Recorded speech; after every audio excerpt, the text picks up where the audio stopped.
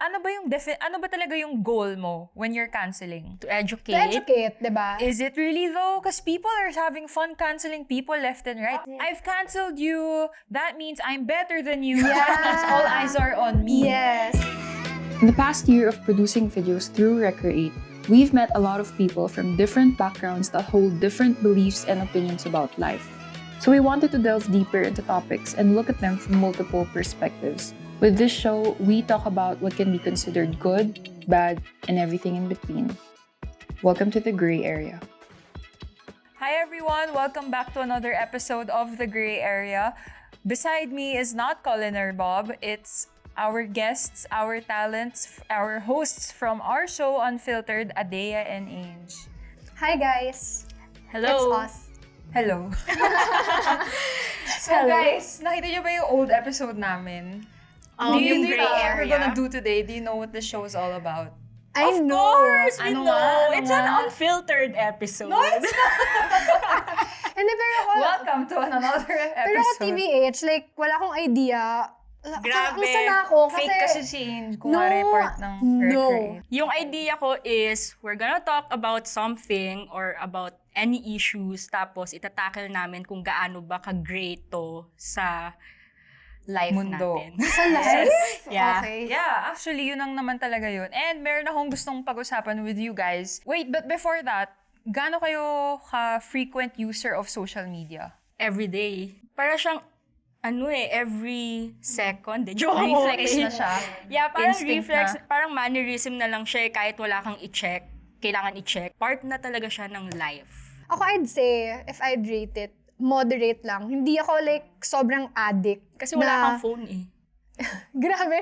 Hindi, like, even when I nabasa had, niya. even before, when I had phone, like, I wouldn't check my phone religiously na parang every, kailangan i-check ko. And to be honest, yung notifs ko sa phone ko, they're Naka-off? off. So, para talagang, gusto ko talaga i-lessen yung pag-use. Kasi, yun nga, nagkaroon din ako ng issue before na parang nahirapan akong connect na sa tao. And yun din kasi, I have a daughter. So, parang ang pangit din, yun, nagka-issue din before na parang, why are you always on your phone, mom? She called you Yeah, out. so parang ako, Kino-call okay, out ka yes, pala. kino-call Out out ka na niya ng na anak ako. mo, offline. Yes, Ako po. so parang ako, okay, sige, eto, I have to take this seriously. I can't just ignore kung ano yung sentiments niya. So parang ako, okay, sige, as in, off talaga lahat ng notice. But that begs the question, how much, since you say na part na siya ng life niyo talaga, may it be moderately or off, as in all the time, how much of your world information relies on social media? Like, may it be from news, world news, communication with people, chismis,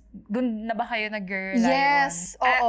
I'd say mga 100%. 101%. Same naman. Yes. Yeah. Kasi, I don't Yun yung know. pinakamadaling i-access Yeah, I don't know. I eh. don't buy It's quick, it's fast. newspapers. Yes. I don't Yeah. buy magazines. I just open my Hindi, tsaka yun phone din, it's and free. go to Oo. an app. Free. It's free. Yeah. Parang kahit bago ka matulog, you can be informed. Just read, scroll through your phone. May real-time reactions, Oo, replies. Tas, imagine niyo ha, Lindol. Automatic Totoo, Facebook ang totoo. open. And Diba? Twitter, Or Oo. Twitter. Ako mas Twitter. Kung hindi ka sure na lumindol, it's parang, oh my God. Oo. But, on the other side of things, when it comes to information, meron din, diba, like I said, chismis. Meron akong tanong sa inyo, guys, na now that we've established na frequent users kayo ng social media, you're always online, do you think cancel culture should be canceled? Oy, ang ganda nito. Define muna natin. Okay, sige. What's your definition Okay, sige. of cancel culture? Ikaw, you start, Why is there Adea. even a culture? What does canceling even Well, mean? I think it started yan sa mga social media. Mas lalo na pag kunwari may isang tao, nagpaparinig sa isang tao, pag may mistake siyang ginawa. Yun yung So calling sa out, akin, like what your calling daughter out. did to you. After mo i-call out yung isang tao, syempre, masisira yung credibility nung isang tao na yon. Kasi it's so hard eh. Siguro I define it na parang ito na yung naging basis, parang ito na yung validity ng isang person na to. Na, okay, kunyari ikaw, may sinabi ka against me. And since you have this, you're entitled sa opinion mo eh. If you have a big, audience, may sinabi ka lang sa akin, kunyari, oh my God, si Ange, meron siyang issue, ganon. May sinabi kang issue about me na may mga tao na Like, parang, for example, sabihin ko, oh my God, si Ange, sobrang arte. oo, na parang magiging issue siya na parang, Tapos lahat ng mga tao ididig Mag-ride on. ididig na nila. Oo, na parang sometimes then you have to think na parang, eto bang pagiging maarte niya, is it a bad thing? Pa kaya siya kinall out? Or talagang wala lang, yung arte niya lang is just, alam mo yun, normal lang naman na hindi naman nakaka-hurt ng tao. Kasi I feel like nagamit siya before for bigger purposes or bigger movements. Like for example, Yes. in recent memory lang, let's say the hashtag #MeToo movement Yeah. or Black Lives Matter. Yes. There are people under the guise of the movements, for example, sa #MeToo, na bring up yung mga tao na nag-abuse ng mga mga babae. sexual Diba? harass. For example, yung nauso sa States, diba, parang may isang producer or siya yung may-ari ng Harvey Weinstein. So kung si Harvey Weinstein, diba, na bring up yung Me Too movement. So people, because of the movement and social media, nabigyan sila ng voice, nabigyan sila ng platform. Yeah. And when you give someone a voice, and yung mga taong na-oppress, syempre, inevitable na i-bring up sino yung oppressor, which is most of the time yung mga lalaking tulad niya or yung mga like si Kevin Spacey, na-cancel, di ba? Kasi parang na-bring up na ang dami pala niyang hinaras when people were younger. So, in a way, nabibigyan ng courage yung mga tao to speak up about people who have been abusing, oppressing, whatever. Na rightfully so, maybe, in a way na nabibigyan lang yung attention na ginawa nila. Well, that's the good side That's of the good side cancel of the culture. cancel Pero ako may culture. question ako. May mga nakaka-cancel rin na famous people or influencers like Wrongfully, si Johnny Depp. 1975. Matty Healy. Yeah, na-cancel siya kasi dahil dun sa song niya na Love It If We Made It. Yeah. Na parang sobrang Political. Tapos, pinost niya nung Black Lives Matter. I Pero remember parang this. 2 years ago pa yung album na yun eh. Tapos sinasabi ng mga tao parang opportunista, ganyan, for profit, ganyan. Pero, I don't know, parang ako, for me, wala namang mali doon. Like, he just want to share his piece of Yung parang contribution niya to artwork, the... gano'n, na parang, hey, dati pa nangyayari to. So, diba? Tama, I agree with that. I think a big problem about people, kasi people have been speaking up against cancel culture din naman. So, I think we've proven naman, or we've shown throughout the years na nagagamit naman siya for a good purpose. Yes, that's Whereas true. since the culture can be abused, which is where the grayness comes. Diba? Doon siya Gray nagiging delikado. area. Doon siya nagiging delikado kasi people think na just because madami kami, tama na kami. Oo, It's not true. Like, yes. for Yun nga, example, mob mentality talaga. alam niyo yung research, syempre, from the passing of Chadwick Boseman, when he Yes. died from his cancer, halos lahat ng artista nag-speak up, Yes, nag-post ng especially mga picture. Marvel talaga na Especially family. naging Marvel, Oo. part ng Although- Marvel Cinematic Universe. So parang naging norm or naging To standard ng mga post tao is to post something. Or a picture Yes. niya. So parang now that to we commemorate his life. now that we Yeah, rely that's on true. social media so much, if you opt out of it, kung hindi ka part ng social media, ina-equate ng mga tao na wala kang pake. Yeah. Yeah. Nang- Or sometimes if yun nga, wala ka lang sinabi. Kunyari Wala kang tayo, sinabi. part tayo. Oo. Kunyari ako, since hindi nga ako ma-active, hindi ako na-post. Biglang wala lang, I just don't wanna post kasi this is my way of grieving. Oo, ito yung way ko na mag-grieve Pero sa loss ibang ng tao, friend. sa point of view nila, hindi Hindi yun yung ka nakikita oo. nila. Which is very wrong. So, yung kay Elizabeth Olsen, 'di ba? She played Scarlet Witch in the films. Sobrang binash siya off-screen. She wasn't posting online. And then she had to come out and post an apology video for not posting online. Oh my God. Alam mo, for me, dapat, I mean, hindi niya kailangan For mag-sorry. not speaking out about my grief. Like, you don't owe anyone. Yes. The Diba? explanation. Like, what do you yeah. think? Yun din kasi yung pressure din kasi ng tao sa'yo, na since you have this platform and you have this audience na madaming nag-expect sa'yo na okay, you have to speak up about this, parang dapat lagi mo siyang gagawin, which is sometimes it's out of parang Out of control. oo, parang wala na siya sa, ano bang gusto mong i-point? Ano ba yung gusto mong palabasin na, Parang kailangan lagi nasa bandwagon yung mga tao. pero you eh. always have to say something na parang, if you don't, then, parang wala ka bang pake? Parang wala ka bang, dito sa issue na to? Like, you're Actually, not kahit being hindi sensitive. kahit nga hindi issue Parang, nagkakaroon na lang ng issue just because ayaw mo magsalita. I think a lot of people tend to make social media or the internet their reality. That the moment you choose not to be part of that, wala ka lang pake sa mundo. You're not doing your part. That's very dangerous kapag may nag-e-exist na culture. Yes. Bigay ka na example, like what's the example, recently, local naman, na nainis ka na nagka-cancel, nagka-exist Meron tayo. social So, media. napag-usapan Actually, natin to. dalawa yung sa akin. Yung isa is Sabay tayo. first, Dapat okay. same name, Okay. ha? 1, 2, 3, go. Heart Jose Marisol. Sasabihin ko din dapat din yung Heart pangalawa. Evangelista. Okay, sasabihin ko dapat Jose Marisol, tapos Heart Evangelista. Una muna si Heart kasi siya Oo. nauna eh. Okay, sige. Since, diba, pandemic tayo. So then, ito yung time na talagang sobrang lockdown talaga tayo. Tapos, nagkakaubusan na ng face mask, ng mga PPEs, whatsoever. So, si Heart Evangelista, alam na natin, super fashionista, diba? She's always sa fashion week and always in On talaga top sa... of her appearance. yes. Yeah. Malamang parang- kasi nasa fashion industry Yeah, so siya. etong mga designer like sila Baumgartner, and 'di ba parang meron siyang ano sa kamiseta. I don't know her position but she works for kamiseta. Na parang naglabas etong mga ito or ginawan siya ng PPE. I don't know, siguro then it's parang ang lumabas kasi is parang ang sinasabi ng mga tao na nagkakaubusan na nga ng mga PPE, wala nang masuot yung mga doctors na mga parang protective gears nila. Tapos ikaw, nagagawa mo pang gamitin for fashion to. Parang ano ba yan? Parang papasikat ka na lang ba? But Which is, then, let's not forget, ang daming na-donate ni Heart. yes,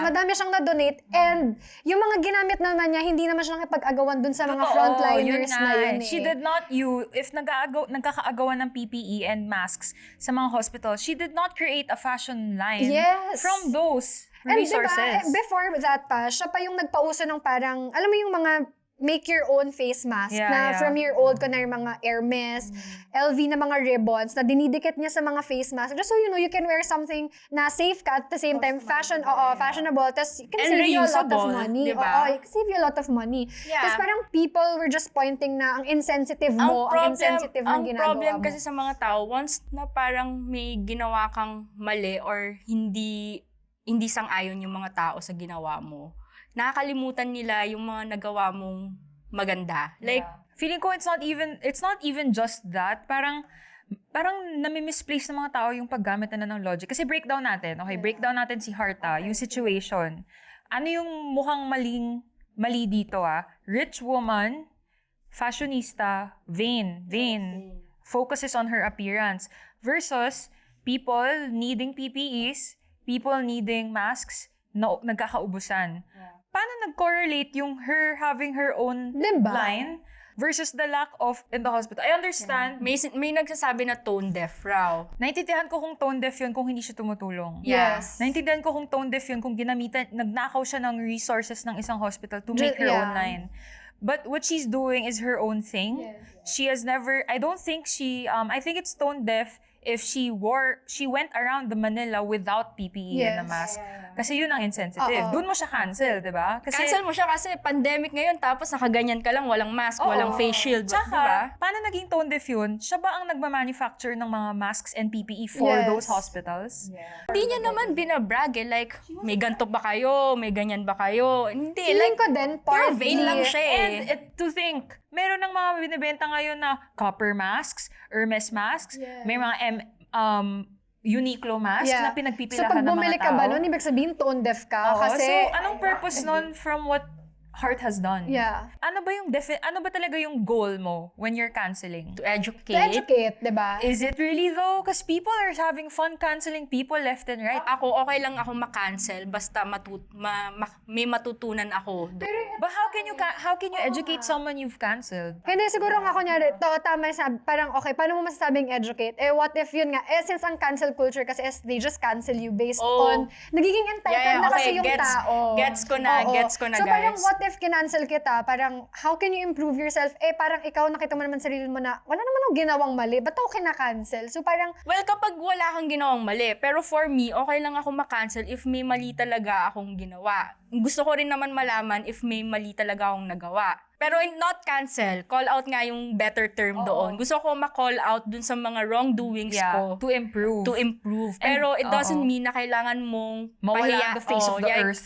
Apak-apakin mo yung dignidad ko. Oh, ganon. exactly. Feeling ko, di ba, pinag-usapan natin kanina yung Me Too movement, which is a grave thing na ginawa ni Harvey Weinstein and Kevin Spacey to the point na hinabol sila ng authorities, di ba? Hinabol sila ng police or whatever, na nagka-investigation, ganyan. Canceling in general, sobrang powerful niyang tool na dapat ginagamit mo lang siya for extremities, na to the point raise na awareness. to raise awareness for someone na usually hindi pinapansin.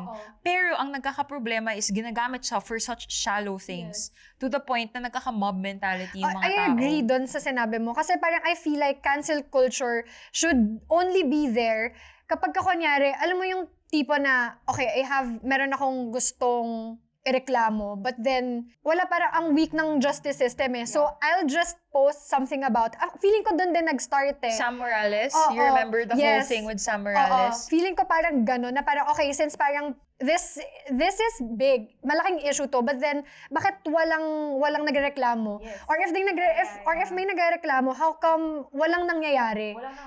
Oo. Feeling ko cancel culture para magkaroon ng hustisya, justice. Yes. Oo, Feel pero ko at the same Pero somewhat. dapat sa extremes, hindi yung Pero sa extreme. shallow. Kasi kapag extreme na siya, madadala mo na siya sa totoong authorities Yes. who can handle it in a Yes. real way. But if you're doing it on an everyday basis, sino ka ba para manghusga ng tao, di ba?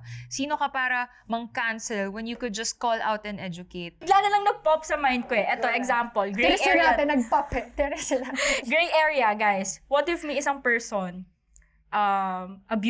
abusive talaga siya. Like, nang-rape din siya ng mga babae. Ang dami niyang victims. And tuloy-tuloy pa rin yung doings niya. Yun ba? Okay na ba yun i-cancel through social media Alam mo, para wait. maging aware yung mga That's the nadedate thing niya sa eh. Bumble? That's the May ganong thing. issue eh. That's the thing, Adea. Kasi may times na yan yung sinasabi mo, this is not under canceling na. Malalim na to. Government na dapat ang It's a mag-handle crime niyan. Yes. if you're accusing someone na Oo, rapist siya, siya, harasser, or- molester. oo. Hindi ba crime na yun? Yes. Yeah, crime na yun. Pero okay lang ba na ilatag sa social media yung ganong klaseng crime? No.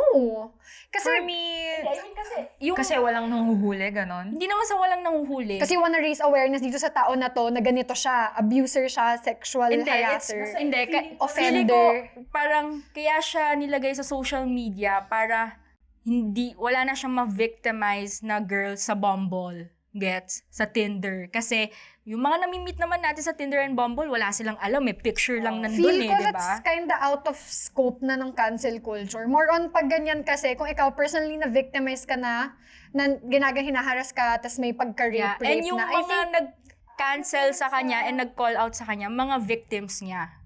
Gets ko yan. Na parang nag-connect na lang sila. Naiintindihan ko yung need to mention the name of your oppressor, your rapist, your harasser, whatever. Especially if, kunwari, you've been a victim for years, you've been hiding, tas siya freely umiikot lang. Wandering. Dating, Which is swiping right. sobrang real to life nitong situation. Kasi I've seen sobrang dami ng kwento ng mga babae na sobrang tagal, for years nilang kinikip yung secret na yun, na na-violate sila. And then their And rapist feeling ko and hindi has most rin been girls kasi walking. they don't talk Yeah. about it that And feeling ko much. hindi rin siya sa girls nangyayari. Feeling ko For may anyone. mga guys rin na nananakawan, Oh, na anything nakikipag-date sa Bumble, tapos victim nananakawan siya. and predator, joke, di ko alam. Victim and yung gumawa ng sala, di ba? So, if you are going to cancel someone, don't do it for the sake of your own ego. Parang, if it really is a serious case, parang i-push mo na I-akyat maging mo siya. seryosong case Yeah. siya. Escalate Put mo him through the behind court. bars. Escalate mo. Pero yung ganito, syempre, rapist ka, that's very, very big, like, it's the worst. So, it's just hard to say na yung power nasa isang tao lang. The same way na, syempre, nung nang-rape yung tao, yung power niya nasa kanya. So, if you really want pure justice to happen, let's bring it all together as a group. Parang siguro use the internet as a platform to get people with your side, on your side, and then, let's make a change with this rapist. Feeling ko lang naman, the only way na parang, paano ba, acceptable na mapakancel itong tao na to is, kung kunyari ikaw, kunyari tayong tatlo, we've been victimized by etong guy na to. Pero kahit isumbong natin siya, walang nangyayari, nakakalabas pa din siya. Then I think that's the time na parang, okay, magtipon-tipon tayo. Yung, alam mo yun, di ba parang Mean Girls. Hindi, di ba, like ganon. Nagtipon-tipon sila. Oo. Parang, okay, hanapin natin lahat ng mga naharas niya and then let's file a case against this person. Again, I think we should all remember talaga na The internet is just a tool. It's not your end-all, be-all solution to your life. You won't get justice from the internet. You won't Not get unless justice from the i-escalate mo internet. nga siya sa It's authorities. just a tool. And I think this Yeah. goes with anything else in life, diba? Use your Instagram as a way to share your things, to express yourself, pero don't live your life. In all cases, don't live your life in one thing. Kasi isa lang din naman parang yun nga parang we cancel to mag-make ng change dun sa gusto nating paratingin. Na parang, okay, kunyari, etong harasser, etong sexual predator na to, cancel natin siya because we can support someone sa society. We cannot let someone na, etong rapist na gago na manyak na to, now we cannot let people na parang, oh my God, dapat etong We taon na can't to. let people be the judge of it all. Yes. Hanggang dun na lang. Oo. Kasi kung totoong justice and change sa harap natin, gamitin natin ang internet as a tool to reach, Yes. to get that person. Let's get the stories of Yes. everyone na victimize niya. And then let's bring it to the authorities Oo. for real justice. I think that's a great way to really make some change using the internet. Ako, sana o-observe ko sa cancel culture, dito natitest yung moral alignment ng mga tao Like, parang napapakita rin ng mga tao yung double standards. Like, kung sino yung Pinipili kakampihan. nila. Oo. Like, sobrang selective. Kung sino yung ika-cancel, kung kanino sila mas forgiving. Yun yung na-observe ko sa social media. One example na nauna ang anger and aggression ng mga tao was Amber Heard and Johnny Depp's case. People canceled Johnny Depp kasi Amber Heard raised her case against Johnny Depp sa court na ina-abuse daw siya, hinahampas daw siya, ganyan. Pero ang daming witnesses ang daming character witnesses ni Johnny Depp nagsasabi na he would never do that. Yeah. Even But yung mga ex-wife niya, even alam mga ko, ex-wife niya, nagsalita. Kasi Amber Heard, people were siding with her simply because she was a woman. And there's nothing wrong with that. Of course, we should always It's not, we're not invalidating we shouldn't Amber. invalidate na maraming babae naman talaga na na-abuse in marital situations, diba? But then again, that's not an end-all, be-all Yes. solution. Hindi lahat ng babae inaabuso. And hindi lahat ng lalaki nang-aabuso. And hindi imposibleng maabuso ang lalaki. Tapos ngayon recently, na-unravel na si Johnny Depp pala ang Na-abuse. Nagkaroon ng voice recordings, nagka-evidence. Siya pala yung tinatapunan ng But what happened to his career? He lost his movies. Yes. He lost his partnership, whatever. He lost his career a bit. Pero All now because na of the na-prove internet. na may hard evidence, parang grabe no, ilang years din parang nasa dark si Johnny Depp na kinancel siya ng mga tao. And these people, hindi man lang nila minake sure if totoo ba yung sinasabi nung victim. Kasi people lang talaga listen sa mga mostly hearsay. And yun din kasi parang especially... So easy to ride on especially hearsay. din ako kasi pag pinag-usapan mo na ang babae and abused ka, automatic you get the sympathy of the people. So parang, okay, you won't ask na anymore. And diba, feeling ko din naging part din yung appearance na ginudge din yung appearance ni Johnny Depp na mukha din siyang nananakit. Which is parang hindi He's din like naman. the older one. He's a guy. Yeah. Ginudge na siya. Kung ano yung mabasa ng tao agad, kung ano yung makita nila sa social media, kung ano yung trend sa social media, yun agad yung papaniwalaan nila. Kahit walang hard evidence silang nakikita. May question ako for you guys. So, what are the limitations or how do we even, when do you decide to use, I'll cancel your cancel card versus your call-out card versus your, may kailangan kang ayusin card Kailangan mo yung ugali versus mo. your slight nudge card, diba? Kailangan mo makinig, Ano ba? Magpo-post lang ako ng trip to Rome? Ka-cancel na ba ako? It's the internet. I feel like we're always going to offend someone. But as a person who has the power to cancel someone, when do you decide to cancel someone? Well, ako, di talaga ako, never ako nag-cancel ng tao. Kasi, Talaga? Never ako kahapon Ever? I don't cancel people kasi parang it's their fucking life. I mean, wala naman akong pake sa ginagawa nila. Magka-cancel lang ako if nakaapak ng mga mamamayan. Mamayan ng Pilipino. Yeah. Mamayan ng our Pilipino. country, our nationality. a gender, yeah. Doon ako nagka-cancel kasi parang, hindi naman yun tama. Pero Pero, human rights, basically. basically, human rights. Pero, kung magka-cancel ako ng someone. Something petty. On personal preferences? Or parang magka-cancel ako ng, for example, si Johnny Depp. Gawin lang nating example yun. Itatry ko siyang i-cancel since nakita ko yung news. Nakita ko sa Twitter yung news. Tapos binasa ko lahat ng articles, ganyan. Bago ko siya i-cancel, I should always think about the matter, the information, and hindi siya nagsastop sa matter and information, guys. Feeling ko, if you call out someone or cancel someone, dapat i-inject mo rin yung principles mo. Yes. I Gets? agree. So, dapat nasa principles pa rin yun. Kasi if meron kang information and matter, hindi naman ibig sabihin na pwede mo nang apak-apakan yung tao or what. Kailangan mo rin i-inject yung principles mo para ma-educate mo yung tao and para malaman mo rin naman kung totoo rin yung ina-accuse sa kanya. So basically, it's good to contextualize everything, Yeah. to put it into perspective and complete nyo yung picture of it all. Wala, parang people din kasi are so entitled na parang they always want to be woke and relevant sa society na sometimes mali na yung that's sinasabi na parang, okay, sige, sabihin natin may na-cancel. Since ako parang, ay, gusto ko relevant ako, gusto ko woke ako, Speaking of ganyan, gusto nila for clout. May iba, ginagamit nila yung platform na to for clout. Ginagamit nila to kasi parang nagkakaroon sila ng moral high ground kapag meron siyang na-call out or na-cancel na tao May na satisfaction sa kanila. someone famous. Like parang, oh shit, na-cancel ko tong someone famous and na ang nag-viral yun. daming followers, 1 million followers, tas na-cancel ko siya. Tas ako naman, yung magkakaroon ng maraming audience. So parang gets, Nabavalidate na naman going back to you, which makes sense because this is all happening in the land of the internet, which people are striving to get validation for. Yes. So parang, It's very toxic. I've canceled you. That means I'm better than you. That means all eyes are on me. Yes. So parang, I love the attention na ako yung tama. Yeah, so parang, again, going back to the purpose of canceling, if your purpose was to educate, bakit bumabalik sa ego mo?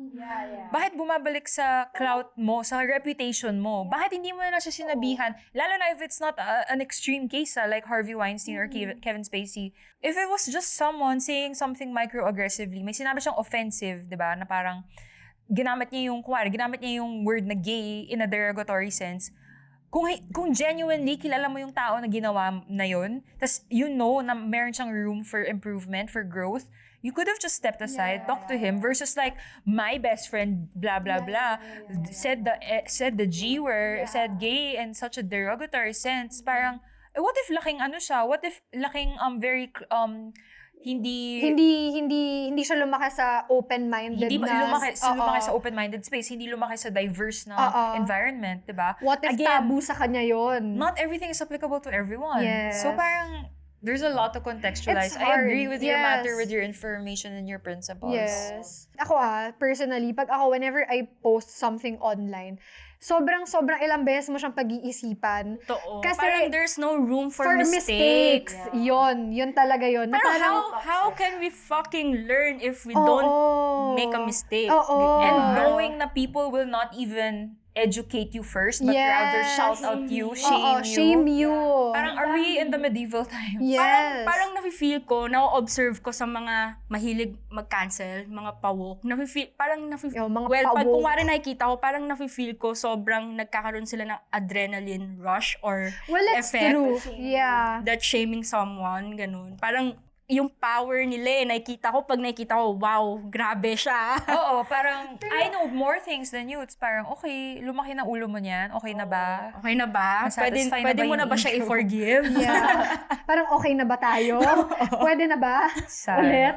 So, to close off this very lengthy conversation, feeling ko di tayo matatapos dito. Oo. Very Daming controversial. pwedeng i-break down eh. Madami talaga. So, in your own opinion, do you think we should cancel culture? 50-50 yung heart ko. Bakit?